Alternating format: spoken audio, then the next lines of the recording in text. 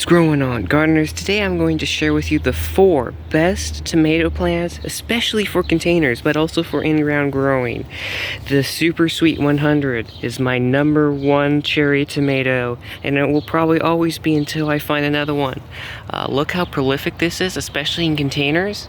Another thing I do is I do not single stem, double stem. I barely prune anything in my containers. So if you want to see a video on why I do that, there'll be a link in the description and then up there as well. Then the second one we have is my Bonnie Best tomato.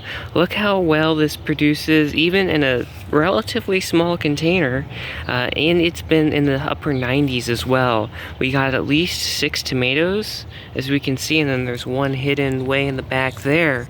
But you know, this is still producing all the way up its flowers and everything. I mean, this is amazing for a slicing tomato. And for the only determinate that I'm growing this year is this bush steak variety. Yes, this is a hybrid, the only hybrid that I'm growing in tomato, but it produces, you know, little steak tomatoes, steak-sized tomatoes on a little bush plant. And as we can see, we got 1, 2, 3, 4, 5, 6, 7, 8, 9, 10, 11, 12 tomatoes on it. And we've probably still got, yeah, we still have buds and blooms all the way up to the top, even though this is a determinate. And probably the star of our show, and the one with the most tomatoes, is this Sun Gold Select. Sure, it does have some weird deformity on it, but I ruled out grazon and all that, so I'm not worried about eating it. But you can see right here, they're already, this is my first ones that already start ripening along with my Super Sweet 100 right over there. So, you know, it's amazing. We got tomatoes all the way up, even up to this, you know, top point is still flowering. So it's amazing to see, even though, again, these are all in containers, mind you.